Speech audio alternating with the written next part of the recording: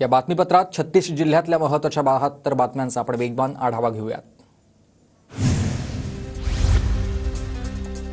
Soybean खरेदीसाठी केंद्राकडून मुदतवाढ नाही, मुदतवाढ दिली नसल्याचं राज्य पणन विभागाचं स्पष्टीकरण आहे। सोयाबीन खरेदी बंद झाल्यानं राज्यभर दरामध्ये मोठी घसरण झाली आहे। नागपूरच्या कळमना बाजारामध्ये सोयाबीनचे दर 3500 रुपये प्रति क्विंटलवर। सोयाबीन हमीभाव व खरेदी केंद्र बंद केल्यानं शेतकऱ्यांचा आर्थिक फटका आणि धाराशिवमध्ये 20,000 शेतकऱ्यांचं सोयाबीन घरात पडू नये खरेदी केंद्र पुन्हा सुरू करण्याची मागणी शेतकऱ्यांनी केली आहे। चंद्रपूर जिल्ह्यामधील इल्लापूर गावावर पाणी संकट, पाणी टंचाईमुळे गावकरी गाव सोडण्याच्या तयारीत आहेत। ग्रामस्थांचं जिल्हाधिकाऱ्यांना निवेदन देत उपाययोजना करण्याची मागणी। बुलढाण्याच्या शेगावमध्ये शालेय शिक्षण राज्यमंत्री पंकज भोयार यांची परीक्षा केंद्राला भेट, 12वीच्या परीक्षेत कॉपीमुक्त अभियानाची भोयार यांच्याकडून पाहणी। पुण्यात वंचित रिपाई आणि भीम आर्मीचं राहुल सोलापूरकर विरोधात आंदोलन, सोलापूरकरवर गुन्हा दाखल करण्याची मागणी आहे। आंबेडकरांबाबत केलेल्या विधानावर वंचित आक्रमक झाली आहे। राहुल सोलापूरकरच्या वक्तव्यानंतर आमदार संग्राम जगताप आक्रमक झालेत। सोलापूरकर जिहादी लोकांच्या संपर्कात असतील, सोलापूरकरांनी बोलताना संयम राखावा, संग्राम जगताप यांचं वक्तव्य।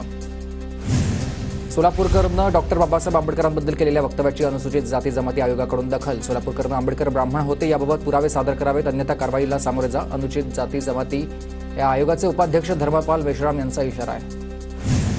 राहुल सोलापूरकरच्या वक्तव्याचं मालेगावमध्ये पडसाद उमटले। आरपीआय कार्यकर्त्यांनी सोलापूरकरच्या प्रतिमेला जोडे मारून आंदोलन केलंय। सोलापूरकरला अटक करून देशद्रोहाचा गुन्हा दाखल करण्याची मागणी केली आहे। हत्येतील सर्व आरोपी वाशीच्या हद्दीमध्ये गाडी सोडून पळाले होते, पोलिसांना हे माहीत हवं होतं। संतोष देशमुखांच्या हत्येतील नव्या सीसीटीव्हीवरून धनंजय देशमुखांची प्रतिक्रिया। बीडमध्ये 127 शस्त्र परवाने रद्द, पोलिसांच्या प्रस्तावानंतर जिल्हाधिकाऱ्यांची मोठी कारवाई, शस्त्र परवाना रद्द आकडा 500च्या वर जाण्याची शक्यता आहे। पोलीस अधीक्षक नवनीत कावत यांचा दणका। नाशिकच्या मालेगावमध्ये मायनॉरिटी डिफेन्स कमिटीकडून अजित पवारांची भेट, बांगलादेशी रोहिंगी संदर्भात एसआयटी चौकशीबाबत माजी आमदार आसिफ शेख यांची पवारांशी चर्चा झालेली आहे आणि प्रशासनानं दाखले बंद केल्यानं नागरिकांना अडचण होते, यावर निर्णय घेण्याची त्यांनी मागणी केली आहे।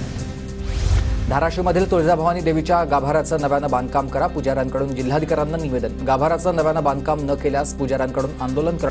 यवतमाळमध्ये मुख्यमंत्री माझी लाडकी बहिणी योजनेमधील 3891 महिला अपात्र झाल्यात, पुसद महागाव तालुक्यात सर्वाधिक अपात्र महिला लाभार्थी आहेत।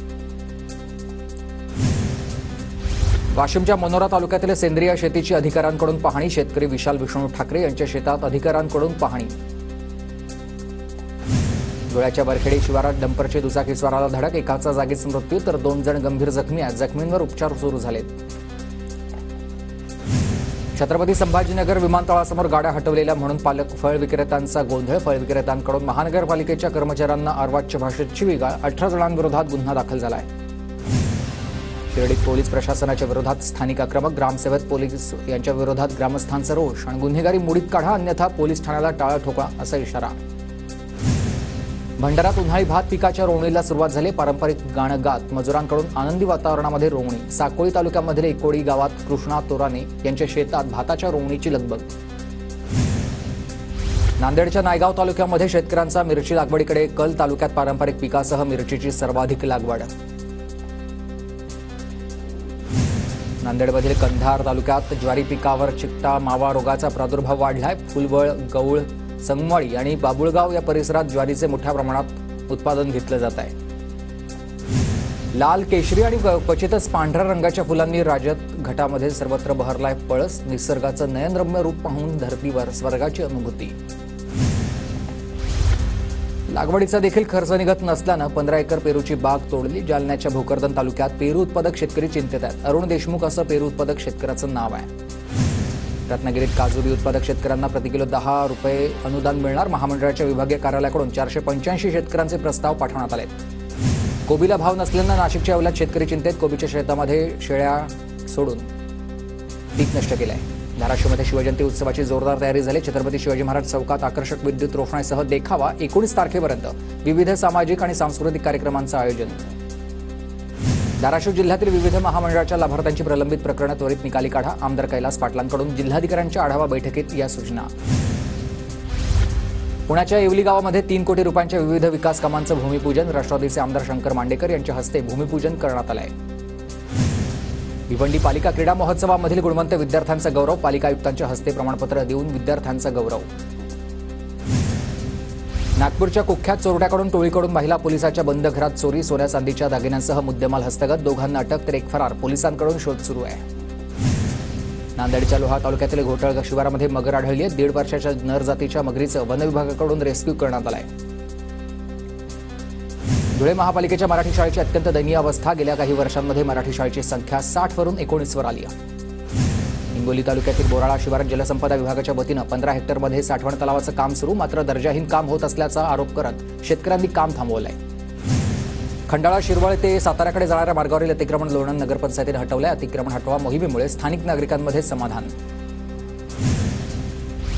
वाशिम नगर परिषदेमध्ये रिक्त पदांमुळे कामकाजावर परिणाम, लवकरात लवकर रिक्त पदं भरण्याची नागरिकांची मागणी आहे. बुलढाणा पोलिसांनी काढली गावगुंडांची धिंड. नागरिकांच्या मनामधील भीती घालवण्यासाठी पोलिसांचं पाऊल आहे आणि गावगुंडांनी पाहणीसाठी नागरिकांनी गर्दी केली. रत्नागिरीच्या लांजा नगरपंचायतीची मुदत संपली आहे. निवडणूक होईपर्यंत प्रशासक नगरपंचायतीमधील निर्णय घेणार. सोलापूरमधील शासनाची महाफूड साईट मागील 2 महिन्यांपासून विस्कळीत झाली आहे. नागरिकांची मोठी गैरसोय होते. नंदुरबारमध्ये गेल्या 9 वर्षांपासून 2 नियमांच्या नागरिकांचं बेकायदा वास्तव्य आहे. व्हिसा नसताना मदरशात बेकायदा वास्तव्य केल्याचं उघड आलेलं आहे. अक्कलकुवा पोलीस ठाण्यात गुन्हा दाखल झाला, चौकशी सुरू आहे.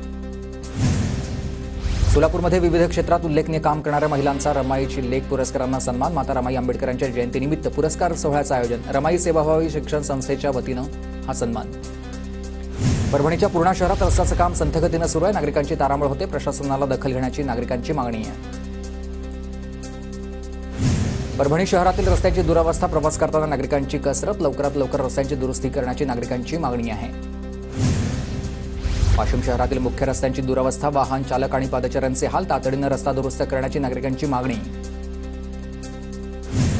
औंढा नागनाथ तालुक्यामधील जलादधावत ते निशाणा पांदण रस्ता खुला करा. परिसरामधील शेतकऱ्यांची तहसीलदारांकडे निवेदन देत ही मागणी आहे. वाशिमच्या रिसोडमध्ये मुदत संपूनही पाण्याच्या टाकीचं काम अपूर्ण. पाणीपुरवठा सुरू करण्याच्या मागणीसाठी महिलांचं साखळी उपोषण. लातूरमधील महाराणा प्रताप नगरची पाणीपुरवठा योजना तात्काळ पूर्ण करा. नागरिकांच्या टाकीवर चढून या मागण्या आहेत. बोईसरच्या सरावली ग्रामपंचायत हद्दीमध्ये केमिकल गोडाऊनला मध्यरात्री भीषण आग. पहाटेच्या सुमारास अग्निशमन दलाकडून आग नियंत्रणात. घातक केमिकलची विल्हेवाट लावता आली नसल्यानं आग लावण्यात आल्याचा प्रकार समोर आला आहे.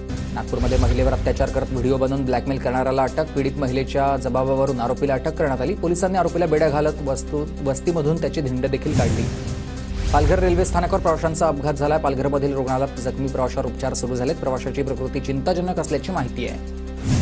वर्ध्यात जिल्हास्तरीय बुद्धिबळ आणि धनुर्विद्या स्पर्धेला उत्स्फूर्त प्रतिसाद. धनुर्विद्या स्पर्धेत 57 तर बुद्धिबळ स्पर्धेत 176 खेळाडूंचा सहभाग. वैष्णवी बहुउद्देशीय संस्था देवळी आणि संस्कार बहुउद्देशीय संस्थेच्या वतीने या स्पर्धेचं आयोजन करण्यात आलं. अकोल्याच्या मोळसर गावातील गोपीनाथ महाराजांच्या मंदिरामध्ये निखाऱ्यावर चालण्याची परंपरा आजही कायम आहे. देवाचं लग्न या उत्सवानिमित्त भक्तांकडून अग्निपरीक्षा देत साकडं घालण्याची श्रद्धा आहे.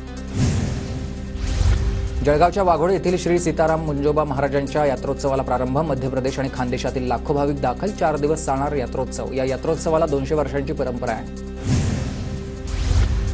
आंबेगाव तालुक्यामधील नारोहिडमध्ये मुक्तादेवी मंदिराच्या पहिल्या वर्धापन दिनी भव्य शोभायात्रा. कीर्तन आणि महाप्रसादानं कार्यक्रमाची सांगता. मोठ्या संख्येनं ग्रामस्थांची उपस्थिती. माघी यात्रेनिमित्त पंढरपुरात विठ्ठल रुक्मिणी मंदिरामध्ये औसेकर महाराज मंडळाचं चक्री भजन. मठाधिपती गुरुबाबा महाराज औसेकरांकडून 14 विभंगांचं गायन. हजारो भाविक चक्री भजनात दंग झालेत. भिवंडी शहरात पोलिसांचं पथसंचलन. कायदा सुव्यवस्था राखण्यासाठी शीघ्र कृती दलाच्या पोलिसांचं पथसंचलन.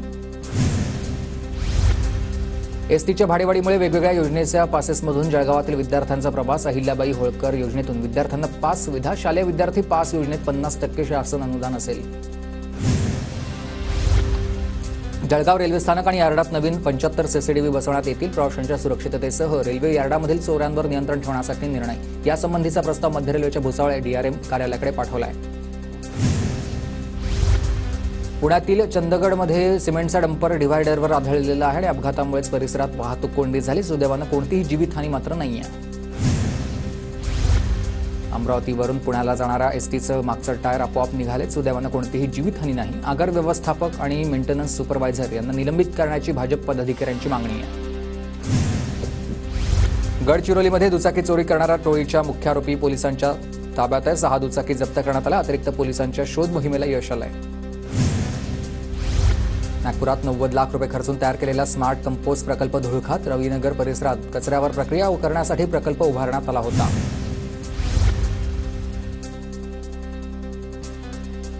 ज्येष्ठ साहित्यिक रावसाहेब रंगनाथ बोराडे यांचं निधन झालंय. वयाच्या 84व्या वर्षी त्यांनी अखेरचा श्वास घेतलाय. पुण्यातील बिबवेवाडीमधील तरुणाचा जीबीएसमुळे मृत्यू झालाय. कमला नेहरू रुग्णालयात उपचारादरम्यान मृत्यू झालाय. पुण्यात जीबीएसमुळे मृत्यू झालेल्यांची संख्या आता 7 वर पोहोचली. जळगाव जिल्ह्यामध्ये पणन महासंघामार्फत होणार तुरीची खरेदी. 24 फेब्रुवारीपर्यंत ऑनलाईन नोंदणी करता येणार आहे. 16 केंद्रांवर 7,550 रुपये क्विंटलनं तुरीची खरेदी होणार आहे. परभणीत भाजीपाला उत्पादक शेतकऱ्यांकडून शेत परिचय मेळाव्याचं आयोजन. जिल्हाधिकारी कुलगुरूंसह मोठ्या संख्येनं शेतकऱ्यांची कार्यक्रमाला हजेरी होती. परभणी जिल्ह्यामध्ये ज्वारी पीक काढणीला सुरुवात. यंदा पोषक वातावरणामुळे ज्वारीचं उत्पादन वाढ होण्याची शक्यता आहे.